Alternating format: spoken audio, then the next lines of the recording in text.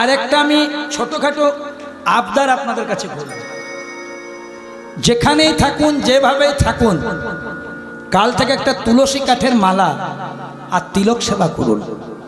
বাবা, আমাদের সনাতন হিন্দুদের অবস্থা খুব শোচনীয়।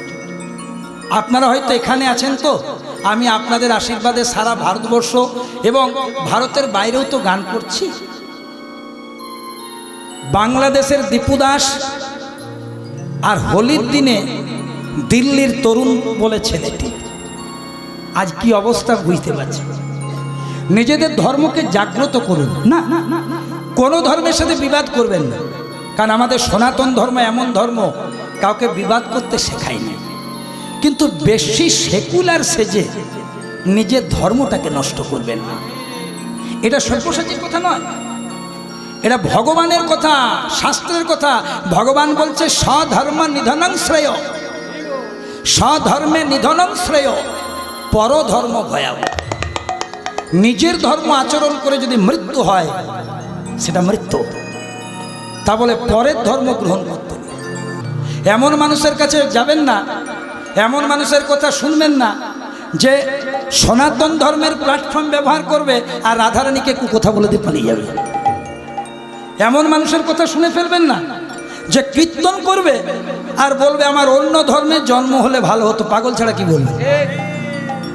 করছে সনাতন ধর্মে, খাওয়া মাখা পড়াটা সনাতন ধর্মে, রুজি রোজগারটা সনাতন ধর্মে, গাড়ি বাড়িটা সনাতন ধর্মে। বলছে আমার ওই ধর্মে জন্ম হলে কত ভালো হতো, মরণ হওয়া ভালো ছিল। নিতাই গৌর প্রেমানন্দে হরি হরি বল। এই একটা ধর্ম সবার আগে সম্মান দিয়েছে নারীদেরকে। দেখুন যত যত আধ্যাত্মিক নাম, পূজা, সন্ধ্যা, আরতি, বন্দনা, অর্চনা সব মেয়েদের। এ ধর্মে গাছপালাকে পুজো দেয়, এ ধর্মে পশু পাখিকে পুজো দেয়। এত প্রেমের ধর্ম পাবেন কোথায়? গর্ব করে বলবেন আমি হিন্দু, গর্ব করে বলবেন। আরে আপনার রাজনৈতিক এজেন্ডা যাই থাক, আপনি তৃণমূল করুন, আপনি বিজেপি করুন, আপনি সিপিএম করুন, আপনি কংগ্রেস করুন, নো প্রবলেম। কিন্তু গর্ব করে বলুন আমি রামের লোক, আমি হিন্দু। রাম বলতে গিয়ে যদি আপনাকে মুখ লুকাতে হয় তার চেয়ে বড় লজ্জার আর কিছু নেই। তবে অনেক সময় সুস্থ মানুষেরা রাজনৈতিক চাপ সহ্য করতে না পেরে, বাবা এ রাম কোনো পার্টির বিষয় নয়, এটা হচ্ছে আমাদের আদর্শ, রাম হচ্ছে আমাদের হিন্দুদের দেবতা। তাহলে দেখো ভাবের কথাগুলো একটু বর্ণনা করে দিই। মা বলছে হরি নামের গুণে, কৃষ্ণ নামের গুণে শিলা ভাসে জলে। বাবা যেদিন শ্রীরামচন্দ্র সেতু বন্ধন করে শ্রীলঙ্কায় প্রবেশ করলেন, খুব মন দিয়ে শুনবেন, আমি শাস্ত্রের বাইরে একটা কথাও বলবো না, কারণ আমাদের শাস্ত্রের মধ্যে অনেক দামি দামি সম্পদ আছে। বাবা শ্রীরামচন্দ্র যেদিন সেতু বন্ধন করে শ্রীলঙ্কায় প্রবেশ করলেন, তখন লঙ্কার রাজা ছিলেন রাবণ। মন দিয়ে শুনবেন, রাবণের সৈন্য সামন্তরা রাবণকে বললেন মহারাজ আপনার দিন শেষ। রাবণ বলছে কেন কেন? বলছে আর বলবেন না, রাম নামে একজন এসেছেন, তার নামের এমন গুণ, তার যে বানর সেনা, তার সেনারা বানর, এই বড় বড় করে একটা পাথর নিচ্ছে, পাথরের উপরে লিখছে রাম রাম, আর রাম রাম উচ্চারণ করতে করতে পাথরটা জলের মধ্যে নিক্ষেপ করছে। রাম নামের এমন গুণ, রাম নামের শিলা জলে ভাসছে, আর তার উপর দিয়ে ভর করে রামের সৈন্য সামন্তরা লঙ্কায় আসছে। রাবণ বলছে শোনো, রাম নামে যদি শিলা জলে ভাসে তাহলে আমি রাবণ আমার নামেও শিলা জলে ভাসবে, তাই নাকি? আপনার নামে শিলা জলে ভাসবে, আপনি প্রমাণ দিতে পারবেন? যাও একটা বড় দেখে পাথর নিয়ে এসো। বড় দেখে পাথর নিয়ে এসেছে। রাবণ সেই পাথরের উপর লিখেছে রাবণ রাবণ। লিখে যেই না সৈন্য সামন্তদেরকে নিয়ে সমুদ্রের জলে ওই পাথরটা ফেলে দিয়েছে, রাবণ নামও শিলা জলে ভেসে উঠেছে। সবাই করতালি দিচ্ছে, না না না না না, রামকে ভয় পাওয়ার কোনো কারণ নেই, রাম নামও শিলা জলে ভাসে, রাবণ নামও শিলা জলে ভাসে। এই তত্ত্বগুলো শুনবেন, কাজে লাগবে জীবন। রাত্রিবেলায় রাবণের স্ত্রী, কি নাম মা? বাহ, এরকম ভাড়ার ঘর থাকলে রান্না করতে সুবিধে। এই যে উত্তরটা দিলেন না, মনটা ভরে গেল। মন্দোদরী, রাত্রিবেলায় রাবণের স্ত্রী মন্দোদরী রাবণের পদসেবা করছেন। করতে করতে বললেন, স্বামী, রাবণকে বলছেন, তোমার মতন বীর ত্রিজগতে কেউ নেই, এটা আমি অর্ধাঙ্গিনী হয়ে স্বীকার করি। তোমার মতন যোদ্ধা এই ত্রিজগতে কেউ নেই, এটা আমি মানি। তোমার মতন শৈব মানে শিব ভক্ত ত্রিজগতে কেউ নেই, এটা আমি স্বীকার করি। তা বলে রাম নামে শিলা জলে ভাসে এটা মানি, তা বলে রাবণ নামে শিলা জলে ভাসবে তোমার নামে, এটা মানতে পারছি না। বলো না স্বামী, কি এমন করেছিলে যে তোমার নামও শিলা জলে ভেসে উঠল? রাবণ বলল, তুমি আমার অর্ধাঙ্গিনী, তোমাকে আর মিথ্যেটা বলবো না, তোমাকে আমি মিথ্যে কথা বলবো না। আমি রাবণ হতে পারি, কিন্তু আমিও জানি আমার নামে শিলা জলে ভাসবে না, রাম নামেই ভাসে।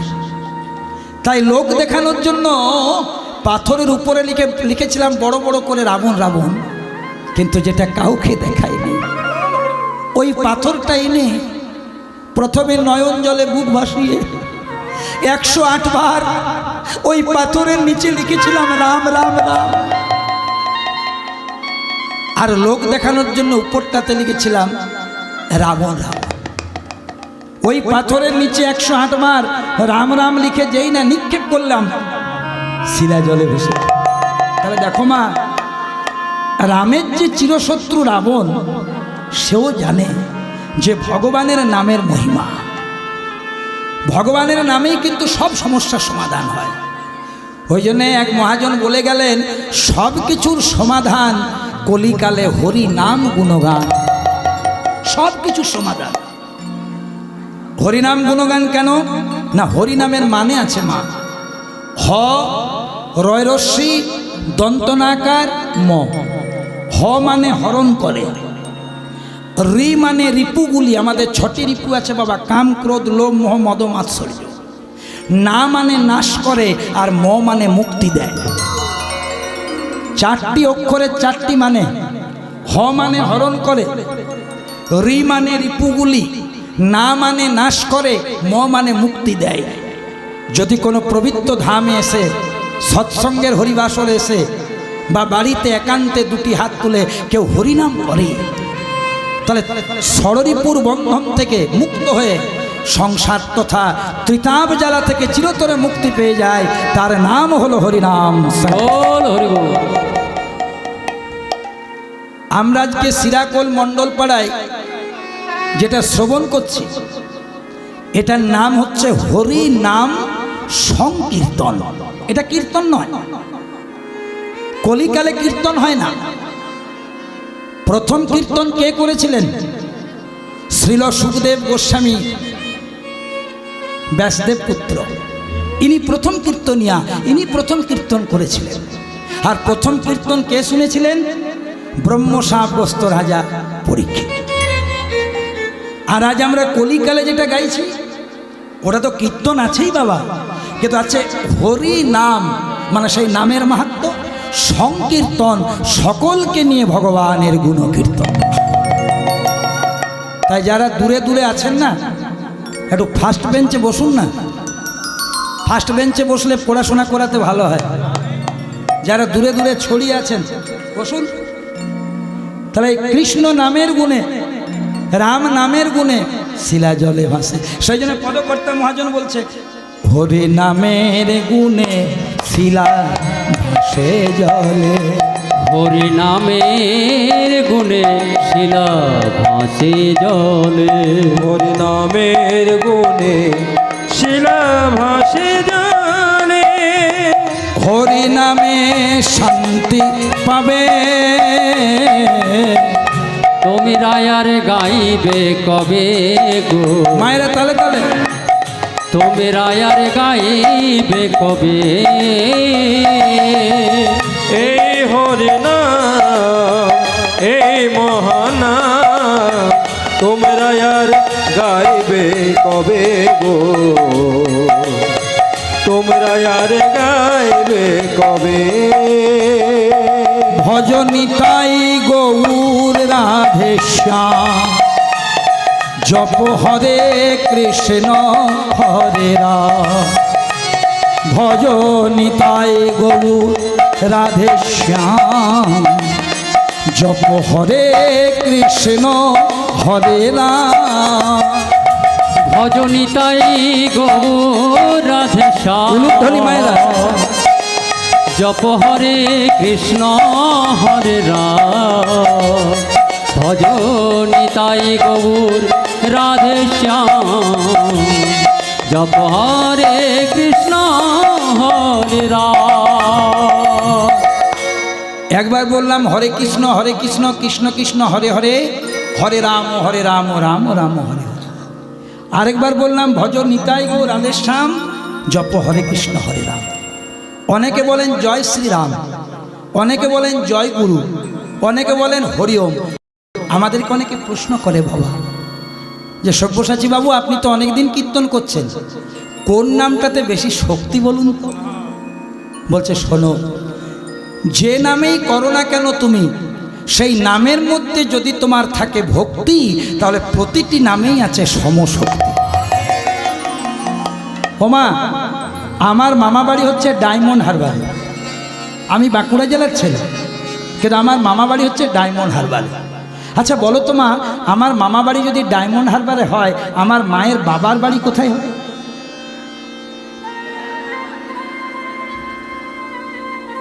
কি বললে? সিরাকলে? ডায়মন্ড হারবার, ঠিক। আর বাবাদেরকে যদি প্রশ্ন করি, হ্যাঁ বাবা তাহলে আমার বাবার শ্বশুর বাড়ি কোথায়? ডায়মন্ডে। তাহলে বুঝুন কথাটা সাধারণ, মানেও সাধারণ। মা গেলেন বাপের বাড়ি, আমি গেলাম মামা বাড়ি, বাবা গেলেন শ্বশুর বাড়ি, কিন্তু যারে বাবা আমরা সবাই ডায়মন্ডেই চলে এসেছি। তাহলে কেউ বলছে বাপের বাড়ি, কেউ বলছে শ্বশুর বাড়ি, কেউ বলছে মামা বাড়ি, কিন্তু জায়গায় এক। আপনি যা করবেন। ভগবান কৃষ্ণ জানতেন যে আমাকে নিয়ে অনেকে তর্ক করবে, ভেদ করবে, ওই জন্য ভগবান কৃষ্ণের কণ্ঠ নিঃসৃত বাণী গীতা, ওনার উপরে তো কিছু নেই।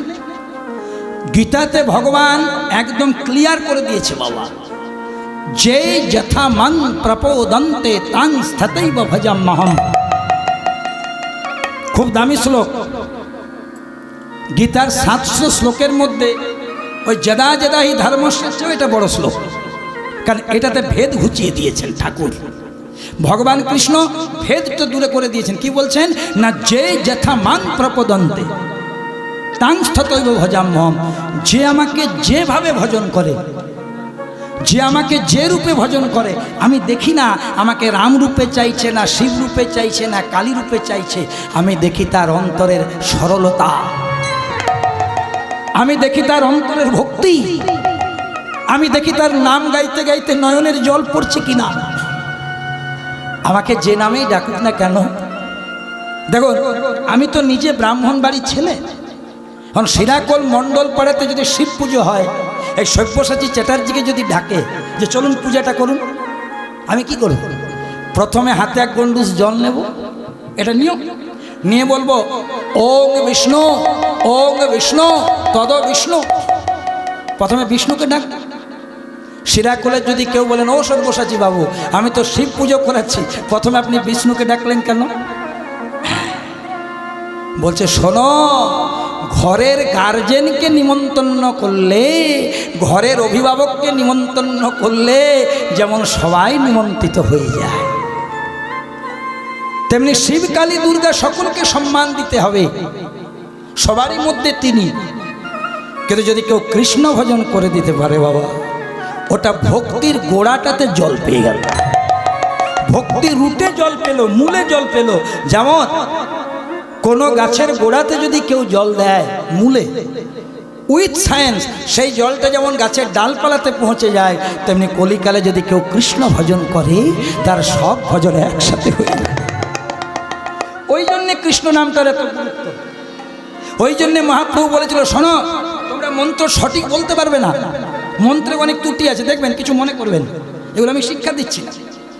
আমরা 100 জনের মধ্যে 99 জন বলি, হে কৃষ্ণ করুণার সিন্ধু। এটা করুণার সিন্ধু হবে? কারো দোষ নেই। আমার 35 বছর কীর্তন করা হলো, আমিও 25 বছর বলেছি হে কৃষ্ণ করুণার সিন্ধু, শুনে শুনে। কিন্তু মন্ত্রটা ভালো করে উচ্চারণ করুন, সিন্ধু নয়, হে কৃষ্ণ করুণার সিন্ধু। আস্তে। সিন্ধু মানে দি নেম অফ রিভার, একটা নদীর নাম সিন্ধু। আর সিন্ধু মানে আনলিমিটেড, মানে হে ভগবান, হে কৃষ্ণ, তোমার করুণা অপার। তাহলে একটা উচ্চারণের জন্য মানেটা দিক ওদিক হয়ে যাচ্ছে। দীনবন্ধু জগৎপত গোপেশ গোপিকাকান্ত রাধাকান্ত নমো নমস্তুতে। রাধা কৃষ্ণ মিলিত বিগ্রহ শ্রীকৃষ্ণ চৈতন্য মহাপ্রভু জেনেছিলেন যে কলির জীব এরকম ছোটোখাটো ভুল হতেই পারে। সেই জন্য বলেন, রাখ বাবা, এত জটিলতা করার দরকার নেই, সমস্ত কিছুর মিশ্রণ করে আমি তোর হাতে দিয়ে দিলাম। হরে কৃষ্ণ হরে কৃষ্ণ হরে কৃষ্ণ কৃষ্ণ কৃষ্ণ হরে হরে হরে হরে রাম হরে হরে রাম রাম রাম হরে হরে হরে কৃষ্ণ কৃষ্ণ কৃষ্ণ হরে হরে হরে রাম রাম রাম হরে হরে। এই নাম গাইতে গাইতে আপনার কৃষ্ণ প্রেম নিশ্চয়ই জাগরণ হবে। কখন জানতে পারবেন কৃষ্ণ প্রেম জাগরণ হলো? জানতেও পারবেন। বলছে যদি কারো জ্বর হয় থার্মোমিটারে মাপা যায় এত ডিগ্রি। আপনারা কীর্তন শুনছেন, আমি কীর্তন গাইছি, কি করে জানবেন আমার কৃষ্ণ প্রেম হয়েছে? বাবা, যখন আপনি প্রকৃত ভজন রাজ্যে প্রবেশ করবেন, তখন আশেপাশে আপনার ভিড় কমে যাবে। আশেপাশে আপনার ভিড়টা কমে যাবে, আপনি ধীরে ধীরে একা হয়ে যাবেন, সবাই আপনাকে ছাড়তে শুরু করবে। ভগবানের যত কাছে যাবেন মায়াটা তত দূরে সরে যাবে। আপনাকে আপনার ছেলেরও খুব একটা ভালো লাগবে না, কিছু মনে করবেন না বাবা। আপনার মেয়েরও ভালো লাগবে না, আপনার বৌমারও ভালো লাগবে না, যখনই আপনি ভজন রাজ্যে ডুবে যাবেন। কারণ ওগুলো তো মায়া, ওগুলো তো পিছনে টানে। ভগবান ওগুলো থেকে আস্তে আস্তে আপনাকে মুক্তি করবে। মাঝে মাঝে আপনার অভিমানে নয়নে জল পড়বে, কিন্তু তাও ভগবানকে ভালোবাসা তৈরি হবে। মহাভারতটা খুলে দেখুন, পাণ্ডবরা যখন রাজা হলো, কৌরবরা যখন পরাজিত হলো, রাজমাতা হলেন কুন্তী। কত কষ্ট ছিল, কষ্ট শেষ হয়ে গেল, কুন্তী রাজমাতা হয়ে গেল। ভর্তি সভাতে বসে আছে পঞ্চ পাণ্ডব, রাজা হয়ে গেছে। মা কুন্তী রাজমাতা, কৃষ্ণ এলো। পিসিমা বল বাবা, আসি কোথায়? আমি তো সেই দ্বারকা থেকে এসেছিলাম কুরুক্ষেত্রের যুদ্ধে তোমাদের পক্ষ নিতে, তোমাদের পক্ষে নয় ধর্মের পক্ষ নিতে, কিন্তু এবার তোমার দিন শেষ। আর তো তোমাদের কোনো কষ্ট নেই, আর তো তোমাদের কোনো দুঃখ নেই। তোমার ছেলেরা রাজা হয়ে গেছে, তুমি রাজমাতা হয়ে গেছো, এবার আমি আসি। কুন্তী কাঁদছে। কৃষ্ণ কি বললি বাবা, কি বললি বাবা, আরেকবার বল। আমি আসছি পিসিমা। কৃষ্ণ এ তুই কি বলছিস রে, এ তুই কি বলছিস বাবা? আসছি। হ্যাঁ রে, চলেই যখন যাবি তোর এই পিসিমাটার একটা কাজ করে দিবি। কি না, তোর ওই রাতুল রাঙা চরণটাতে তোর এই পিসিমাটাকে একটিবার প্রণাম করতে দিবি বাবা। কৃষ্ণ বলছে ছি ছি ছি ছি ছি ছি, এমন বলতে নেই। যারা ভ্রাতুষ্পুত্র হয়, ভাইপো হয়, তারাই তো পিসিমাকে প্রণাম করে। পিসিমা কখনো ভাইপোকে প্রণাম করে? কুন্তী ছল ছল নয়নে বলছে, খোকা সবাই জানে কৃষ্ণ আমার ভ্রাতুষ্পুত্র, আমি তার পিসিমা, কিন্তু আমি যে অন্যরকম জানি বাবা। আমি জানি তুই শুধু আমার ভ্রাতুষ্পুত্র নস, তুই হলে ঈশ্বর পরম কৃষ্ণ, সচ্চিদানন্দ বিগ্রহ, অনাদির আদি গোবিন্দ, সর্ব কারণ কারণম। একটু প্রণাম করতে দে বাবা। ঠিক আছে, যখন বলছো তাড়াতাড়ি করে টুক করে প্রণাম করে, হ্যাঁ টুক করে প্রণাম করে চলে যাও। যেই না প্রণাম করতে এলো, দেখো মা কত সুন্দর ভাবের কথা। কুন্তী প্রণাম করছে কৃষ্ণকে, পা ছাড়েনি। কৃষ্ণ বলছে, ও পিসিমা দেরি হচ্ছে তো, পাটা ছেড়ে দাও, লোকে দেখলে খারাপ বলবে।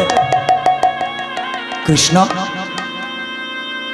চরণ দুটো জড়িয়ে ধরেছি, আশীর্বাদ দিবি না? আশীর্বাদ এমনিতেই তো না চাইতে তুই অনেক দিয়েছিস বাবা, শুধু যাওয়ার সময় একটা আশীর্বাদ দে। কি আশীর্বাদ? কৃষ্ণ রে, তুই তো দ্বারকায় চলে যাবি, হয়তো কিছুদিনের পর সময়ের নিয়মে আমি মারা যাব। কুন্তী বলছে, তো বাবা যাওয়ার সময় আশীর্বাদ করে যা যে আমি যদি কুন্তী কোনোদিন মারা যায় আর আবার যদি কোনোদিন মনুষ্য দেহ ধারণ করে পৃথিবীতে আসি, আসার সময় আমাকে বেশি বেশি করে দুঃখ, জ্বালা, কষ্ট, যন্ত্রণা এগুলো দিবি। কৃষ্ণ বলছে, কি বলছো পিসিমা? এই সংসারের মানুষ আমার কাছে সুখ চায়, স্বাচ্ছন্দ্য চায়, তুমি দুঃখ জ্বালা চাইছো? বলছে, ওটা তো তোর কাছেই শিখলাম। যতদিন আমার ছেলেদের দুঃখ ছিল, জ্বালা ছিল, কষ্ট ছিল, কেউ ছিল না, কিন্তু তুই ছিলি। আর আজ আমার ছেলেরা রাজা হলো, আমি রাজমাতা হলাম, তুই বলছিস চলে যাব। তো যে সুখে গোবিন্দই থাকে না, সে সুখ যে আমি কোনোদিন চাই না। তাই আমাকে শুধু আশীর্বাদ কর, আর এই আশীর্বাদটা আমাকে নয়, আজ ভক্তদের সবাইকে কর, যেন সবাই তোর চরণ ধরে সংসারে থাকতে পারে। নিতাই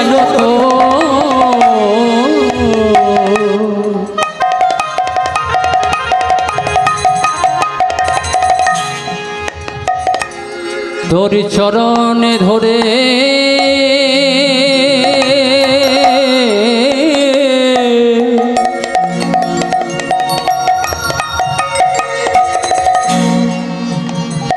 সবাই থাকিতে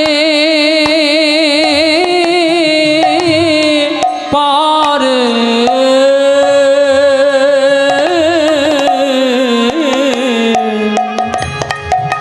যেন তো সংসারে সবাই চরণ ধরে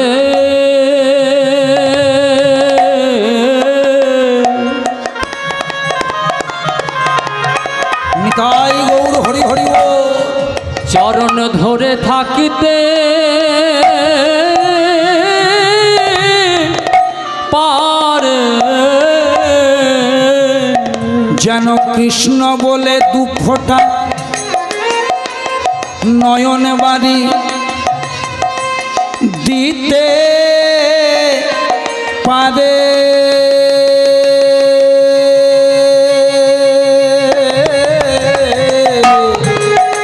যেন তোর চরণ, যেন তোর চরণ ধরে সংসারে থাকতে পারে। তাহলে এতক্ষণ ধরে যা কিছু বর্ণনা করলাম, তার মূল বিষয় হলো হরিনাম সংকীর্তন।